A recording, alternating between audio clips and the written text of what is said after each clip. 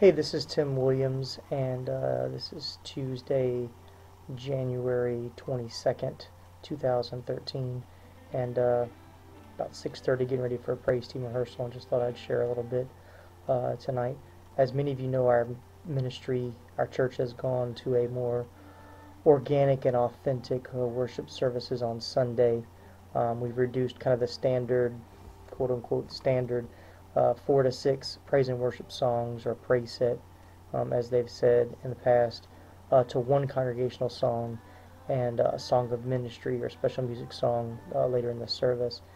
And one thing that we've been talking about is how did we get to this point? How did we get to all these songs of praise and worship? And just some things that I've kind of thought about.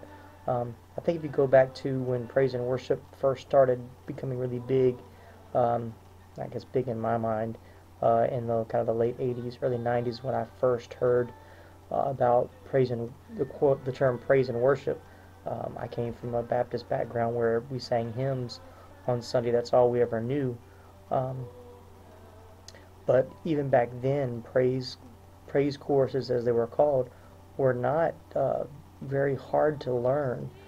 They were simple songs, songs like "As the Deer" and "Lord, I lift your name on high," and "I, Lord God, Thou hast made the heavens and the earth."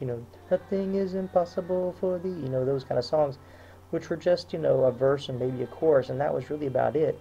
And then like anything, it started good-natured, good-hearted, and songs became more they became more elaborate. And then I think, and once again, these are just my thoughts. I'm not saying this is the way it is. It's just observations that I've noticed and kind of piecing things together.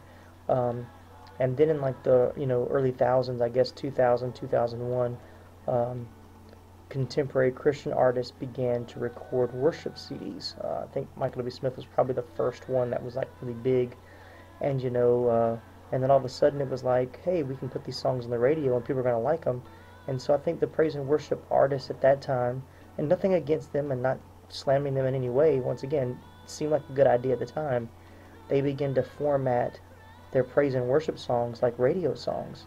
So then you had verse 1, verse 2, a bridge, a vamp, all, songs started getting longer. And, you know, because I guess I don't know if the thought was if you put it on radio, they're not going to listen to the same verse and chorus for 3.5 to 4 minutes.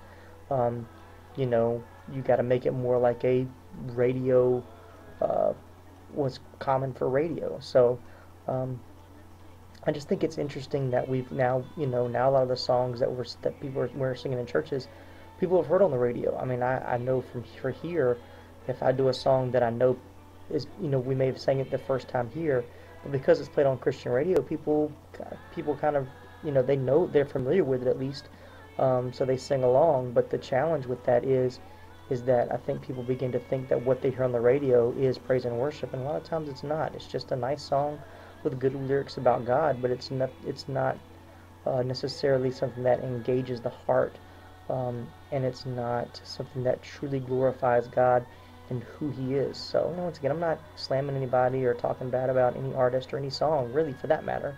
I'm just taking notice of the evolution of praise and worship. And so I think what's interesting about where we are now is we're having to take these songs, some of these songs that are radio written or have that multiverse, multi-chorus format, and trying to break them down into their simple state of where it can be still congregational, it can still be organic and authentic. And really, when it all boils down to it, it's all about heart.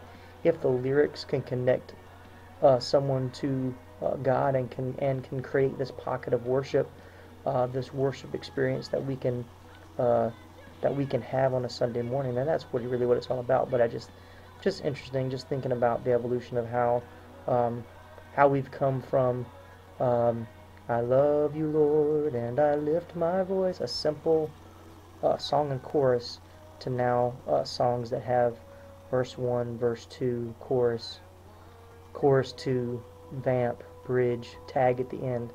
You know, uh, just interesting. So anyway, those are my thoughts and musings. Keep it under 5 minutes. See you later.